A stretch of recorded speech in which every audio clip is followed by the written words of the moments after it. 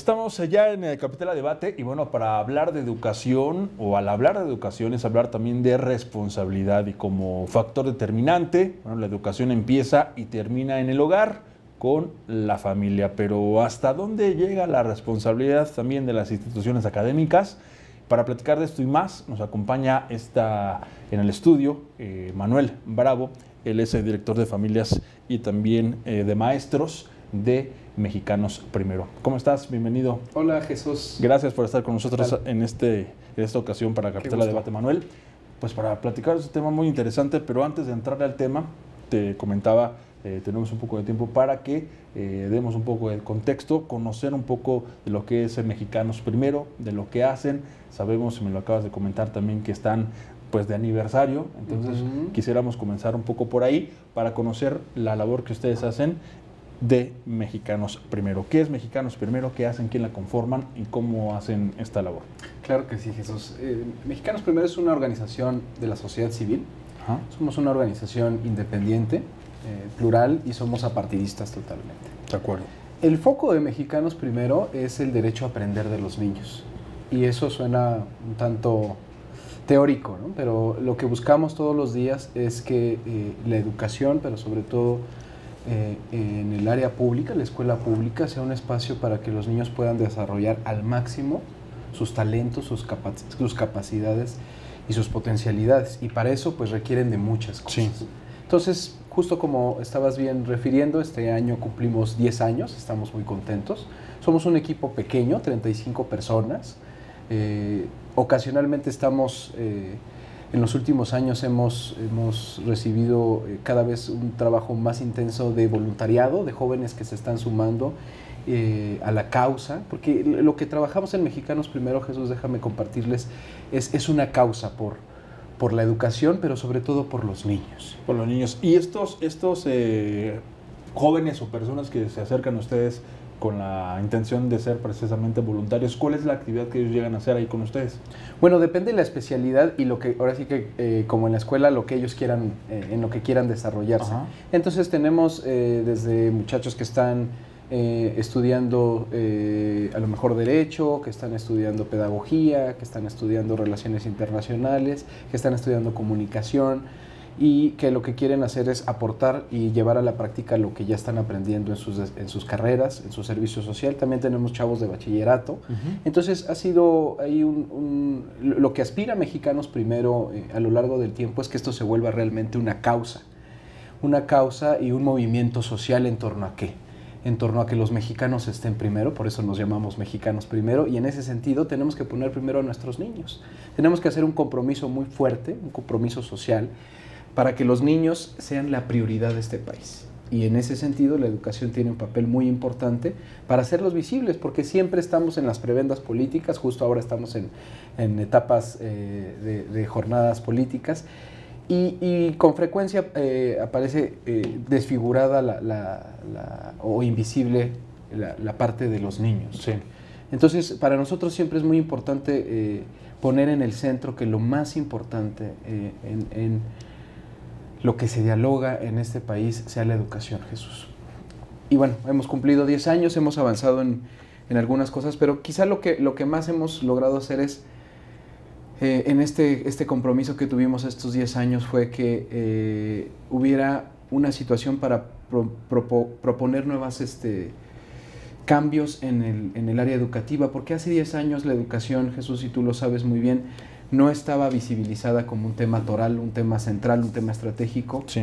Y hoy en día ya es una conversación que cada vez está más ampliada. Entonces esto se debe a trabajo de mucha gente, pero creemos en Mexicanos Primero que hemos hecho ahí, puesto nuestro granito de arena para lograrlo. Estaba viendo este cartel, si lo puedo llamar así, que me has compartido, precisamente hablando de los 10 años de Mexicanos Primero, estaba viendo algunos de los puntos, ¿no? O desde el primero, ¿no? Que la educación hoy es la prioridad nacional. Y organizaciones como Mexicanos Primero, pues se agradece que se preocupen por estos temas, porque creo que la educación es uno de los más importantes para todo cualquier país del mundo. Y estaba revisando uno por uno y me viene una pregunta a la mente, ¿no? ¿Por qué tenemos que esperar y hablando de México o hablando de cualquier país, ¿por qué tenemos que esperar a que una organización se preocupe por estos temas cuando pues están las dependencias de gobierno, en este caso la Secretaría de Educación Pública, para garantizar el derecho a los niños, a la educación, para tener unas instalaciones en buen estado, ¿no? Tener profesores también bien capacitados? ¿Por qué tenemos que esperar a que, qué bueno que exista Mexicanos Primero, pero si también están las dependencias del gobierno? Entonces, ¿qué pasa en el caso de México en el tema de educación? Bueno, lo cierto es que justo la educación nunca ha sido un foco importante en las autoridades ni federales y ya ni digamos en las estatales, que luego se vuelve un problema con sus debidas excepciones, ¿no? Pero sí, realmente ha sido un problema muy importante. Ahora, la idea es que organizaciones como la nuestra logremos que algún día nuestra existencia ya no sea necesaria, ¿no? Y que justo gracias a la generación de conciencia de la sociedad misma, sí, logremos que la educación ya se dé por default que es el tema prioritario el que tenemos que trabajar. Entonces, justo respondiendo a tu pregunta, sí, ojalá algún día ya no sean necesarias organizaciones que estén empujando el tema, lo cual hablará de que ya la educación es una prioridad en todo el país. Estaba leyendo también, Manuel, estamos platicando con Manuel Bravo, director de Familias y Maestros de México, de Mexicanos Primero. Estaba leyendo que presentaron algo que se conoce como el ICRE. Bueno, lo leí que lo presentaron el año pasado, en julio, me parece, del 2016. Así es. ICRE, que es el índice de cumplimiento de la responsabilidad educativa. Quisieras platicar un poco de este proyecto o programa, a quién se lo presentaron y de qué manera lo recibieron y qué es lo que se ha logrado de julio de 2016 a mayo de este 2017. Muchas gracias, Jesús. Sí, el ICRE es el índice de cumplimiento, como bien lo dices, de responsabilidad educativa. Y este nombre tan pomposo lo que quiere decir es que los estados tienen que hacerse cargo de la educación en sus estados. Así, siendo muy rápido en la revisión histórica, en 1993 se hace una reforma en la que le concede a los estados una responsabilidad importante en la administración educativa. Y bueno, desde 1993 han habido ciertos cambios, pero lo cierto es que muchos de los cambios profundos que suceden en las escuelas de los niños de las familias que nos están escuchando, que pasan en las escuelas públicas y también en las escuelas privadas, se debe en gran medida a lo que pueda hacer un gobierno estatal o deje de hacer. Entonces, lo que hace el ICRE es señalar cuáles son los puntos nodales en los que debe de fijarse cada uno de los estados, y marcamos un ranking considerando el contexto social y económico de cada uno de los estados, con el objetivo de presionar a los gobiernos estatales y reconocer también a los que están haciendo bien su tarea. Y eso lo presentamos hace un año, y entonces es hacer corresponsable el tema de la educación a nivel de las autoridades estatales, porque muchas veces se piensa que la Secretaría de Educación Pública es todopoderosa y de ella dependen todas las decisiones, pero la verdad es que los gobiernos estatales tienen mucho peso que decir. Entonces, ¿Y estos gobiernos estatales cómo reciben esa presión o cómo han recibido este proyecto de ICRE? ¿Cómo lo reciben? Ha sido muy ¿Cuál interesante. ha sido su respuesta, no? Ha sido muy interesante. Hay gobiernos estatales que se han acercado con nosotros, con el objetivo de escuchar y de entender mucho mejor el diagnóstico que estamos haciendo, porque hacemos un diagnóstico, Jesús, basado en aspectos que tienen que ver con la atención en el preescolar, cómo lo están haciendo. La primera infancia, esos primeros años de vida, son lo que en muchos sentidos determinan las personas que hoy somos. Entonces, esos primeros 5 años de vida son fundamentales, y en muchos estados está muy desatendida esta parte. Entonces, no solo es la parte de preescolar, sino también lo que sucede desde que nacemos, porque desde que nacemos estamos aprendiendo y el cerebro empieza a revolucionarse. Entonces, pues toda esa parte es muy importante, y todo el proceso de cómo están aprendiendo los niños, si hay espacios lúdicos, es decir, si tienen canchas para jugar. O sea, es una visión mucho más integral y holística de la educación, no solamente español y matemáticas, sino que los niños tengan espacios para aprender de forma divertida, que haya, por ejemplo, rampas para cuando hay una situación de discapacidad, ¿no? Ok.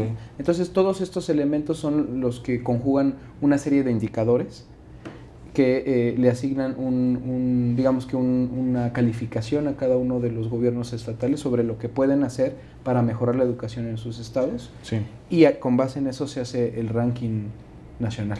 Esto es muy interesante del ICRE de estado por estado, porque también, por ejemplo, estuve leyendo, encontré datos con el caso de Coahuila. En Coahuila señalaron que estos resultados, que de 5 de cada 10 jóvenes no terminan su educación obligatoria en tiempo y forma, y 7 de cada 10 salen de educación básica sin haber aprendido lo elemental. Esos son datos de ustedes que han arrojado de ICRE y que lo hacen estado por estado. Así es. Estos datos y esta información, ¿de qué manera les ayuda a ustedes?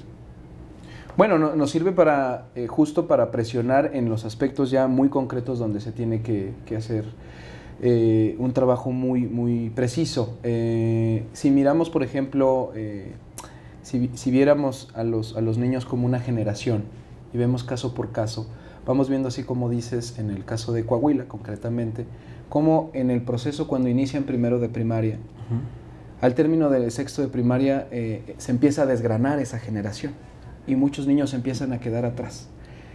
Después terminan tercero de secundaria y se nos caen otros más. Y luego empiezan el bachillerato y los que terminan el bachillerato pues cada vez son mucho menos. También a muchos menos. Entonces ahí hay una gran deuda histórica que tiene cada uno de los estados, perdón que te interrumpa, que es le llamamos nosotros generación herida, porque a veces lo vemos como con números, ¿no? En este momento tú decías muy bien el número 5 de cada 10. Y efectivamente esos 5 de cada 10 son 5 de cada 10 niños, luego jóvenes, niñas, que nos vamos a perder la oportunidad de verlos en su mejor versión, de verlos desarrollando sus potencialidades, porque simplemente el sistema les dice, tú no. Entonces eso es algo muy desafortunado que queremos erradicar. Manuel, si nos permitas, vamos a hacer un pequeño corte, pero claro que sí, seguimos platicando de esto, cuáles son los factores, por ejemplo, que pueden, para que estas estadísticas se den, que los jóvenes y niños dejen los estudios, y también ya le entramos al tema de la responsabilidad de la familia en el tema de educación. Claro que si sí, te parece Jesús. bien, ¿de Gracias. acuerdo? Estamos platicando con Manuel Bárabo, él es director de familias y maestros también de Mexicanos Primero. Estamos en Capital a Debate, ya volvemos.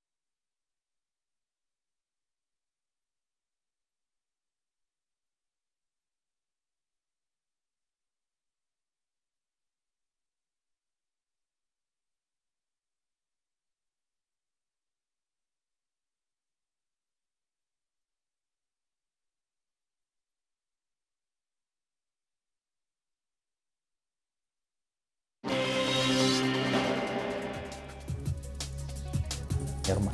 Bueno, estamos de regreso, estamos en Capital a Debate y estamos platicando con Manuel Bravo. Él es director de familias y maestros de Mexicanos Primero. Y bueno, ya en la primera parte platicamos un poco de la labor que hace Mexicanos Primero. Platicamos también de su 10º aniversario y para esta segunda parte vamos a entrar al tema de la responsabilidad de las familias, por supuesto también en el tema de educación. Y Manuel Bravo, me platicabas en el corte comercial pues que hay 4 tips para las familias, ¿correcto? Así es, queremos compartir con las familias que nos están escuchando. Creo que vale la pena decir que hoy en día las familias ya no es el prototipo tradicional de hace 50 años. Hoy las familias están compuestas por padres, madres solteras. Sí.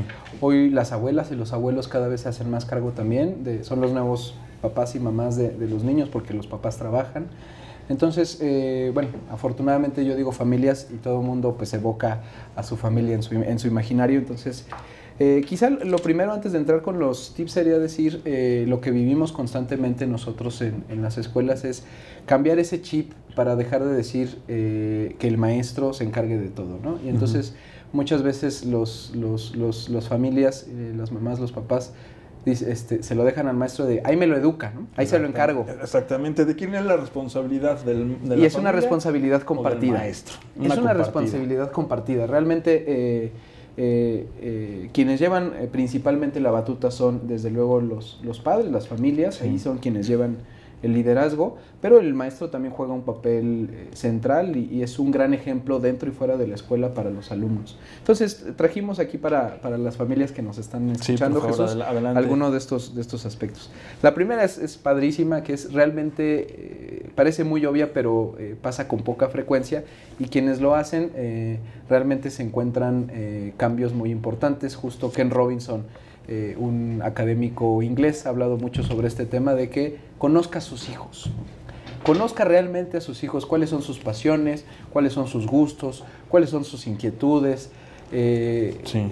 Efectivamente acercarse mucho más, escuchar mucho más a los niños, ¿no? Escuchar qué son los problemas que le aquejan al niño, cuáles son las cosas que más le divierten, cómo aprende, si le gusta aprender viendo, si es a lo mejor alguien que sabe escuchar muy bien, ¿no? Hay niños que escuchan muy bien, hay niños que son mucho más kinestésicos, esto quiere decir que tienen un manejo de su cuerpo y aprenden mucho a través del manejo de su cuerpo. Sí. Entonces, muchas veces es muy asombroso ver qué poco los papás, los que tenemos el privilegio de ser papás, lo poco que llegamos a conocer a nuestros hijos. Entonces, ese es quizá conocer a los hijos, el primer tip que podríamos darles, porque de esta forma ustedes van a poder participar mejor en la escuela de sus hijos, sabiendo qué es lo que les gusta, qué les gusta aprender a sus hijos, qué no les gusta, qué se les dificulta. El segundo tip que quisiéramos compartir y que también creo que es muy importante, se da en algunas escuelas de este país y ha sido una recomendación interesante a nivel internacional, es alzar la mano. A veces no tenemos los papás el tiempo para estar todo el tiempo en la escuela, porque tenemos muchas actividades, pero alzar la mano para ir un día a la escuela y leerles un cuento a nuestros hijos. Eso puede forjar un vínculo importante con nuestros hijos. Nuestros hijos se pueden sentir muy contentos de que mamá, papá o la abuela están en la escuela, y nos están acompañando y están compartiendo algo con el resto de mis compañeros. Sí, no, los niños se sienten que son parte de que son ellos, importantes, ¿no? Porque de repente sí también los papás que tienen la necesidad de estar en el trabajo casi todo el día pierden tiempo con sus hijos para todo, no solamente para la educación, sino para jugar o simplemente pasar un rato con ellos. Y justo ahí en las escuelas comunitarias donde incluso los papás ofrecen su tiempo, ya sea en sábados o incluso hablando con la directora en la escuela, para compartir algo que aprendieron o algo que saben, algo que hacen en su trabajo. Por ejemplo, esto se practica mucho quizá hay pocas cosas que aprenderle a los americanos, pero esta es una de ellas, sí, que van mucho, digamos, el policía o el bombero. Claro, para platicar de los para oficios. Platicar de los sus oficios, trabajos, ¿no? Entonces, nosotros también aquí podríamos hacer algo con, pues, el policía de la colonia, el carpintero, ¿no? O a lo que nos dedicamos, ir a compartirlo con nuestros, Claro. con el grupo de nuestros hijos. Tengo el caso, otra que tocaste ese tema, tengo, bueno, conocidos, familiares que en una escuela secundaria del Estado de México estaban precisamente tratando de hacer ese sistema, ¿no? De que la familia, que los papás o las mamás asistieran al salón de clases a compartir algo con ellos. Entonces hicieron la dinámica de que fueran a leer o parte o un fragmento de un libro. Así es. Empezaron a ir las mamás, pero empezaron a haber problemas, Manuel, porque de repente la selección de los libros o los temas ya empezaba a haber conflicto con otros papás porque cómo mi hijo le van a leer de esos temas, etcétera. Entonces también como que nos falta también apertura a la sociedad para abrirnos a otras cosas porque ponían límites y creo que era una buena intención que se echó para abajo por los mismos familiares que no querían ese tipo de actividades. Sí, aquí lo que pasa es que en una cultura tan adultocéntrica como la nuestra, muchas veces pues nos gusta ahí llevar la batuta, pero la invitación quizá en este caso sería a que sean los mismos niños quienes elijan el cuento que quieren compartir con sus compañeros y que a propósito de ese cuento que les gusta a nuestros hijos, nosotros estemos muy dispuestos a partir del interés y el gusto de nuestros niños. ¿Qué otro punto, Manuel?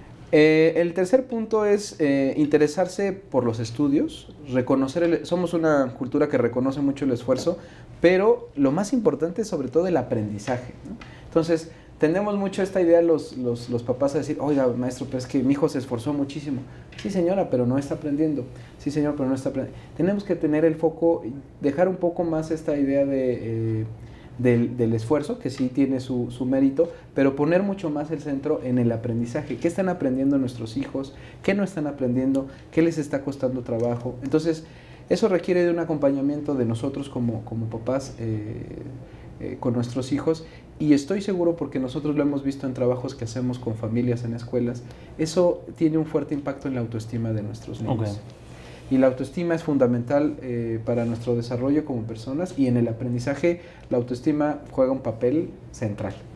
Importantísimo. Importantísimo. ¿No? Manuel, nos quedan 2 minutos y medio, pero para irnos un poco más rápido, porque también nos gustaría que nos comentara rapidísimo parte de los otros puntos que te quedan. ¿Sí? Sobre estamos en tiempos de elecciones. ¿Sí? Y lo que se les está solicitando o exigiendo a los que puedan ser los nuevos gobernantes de estas 4 entidades en el país y los que ya están.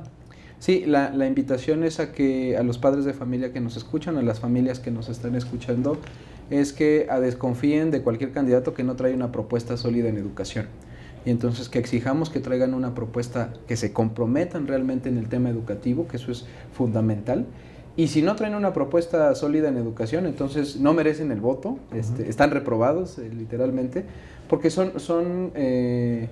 en la educación puede uno evaluar perfectamente qué tipo de candidato está. Entonces ahí tenemos 10 compromisos que los ponemos en la disposición en la página de internet, 10 compromisos por la educación, www.mexicanosprimero.org, y ahí también pueden descargar gratuitamente todos nuestros estudios. El más reciente es de todos. Sí, de hecho, también esto quería mencionarlo antes de terminar. Este libro, Todas, Estado de la Educación en México. Y todos. Todas y todos, Estado de la Educación en México 2017. En este libro que vamos a encontrar, Manuel, es la situación actual del país en tema de educación. Sí, y sobre todo es plantear hacia dónde queremos ir, que una educación incluyente, donde todas y todas, le llamamos triple inclusión, puedan estar, puedan aprender en la escuela y puedan participar. ¿Este libro dónde lo encontramos? Lo pueden descargar en nuestra página, en www.mexicanosprimero.org. Ok, de acuerdo, Manuel. ¿Cuánto tiempo nos queda todavía por ahí para ir ya con las conclusiones? Entonces, para ir terminando, la responsabilidad de la educación de los niños, nos queda un minuto, Manuel, es compartida tanto de la familia como de la institución educativa, ¿no? Así es de todas y de todos. A todos nos toca nuestra parte, a los papás, a las familias, a los maestros tienen un papel ahí también muy importante, pero a los demás ciudadanos, tíos, que estamos involucrados en el tema educativo, exigir para que la educación sea la prioridad en este país. Ese es el punto, exigir para que la prioridad sea la educación en México. Manuel Bravo, director de familia y maestros también de Mexicanos Primero, muchas gracias por esa conversación. Gracias a ti, Jesús. Todavía quedaron por ahí preguntas al aire, pero si nos invitas, volvemos con más tips, con mucho gusto. Con mucho gusto, Manuel, muchas gracias. Gracias. Y felicidades por todo el trabajo que están están haciendo. Muchas gracias, Jesús. Ahí están todos los tips, aquí está también el libro y la página nuevamente. www.mexicanosPrimero.org. De acuerdo, muchas gracias. Gracias, Jesús. Así llegamos al final de Capital a Debate. Muchas gracias.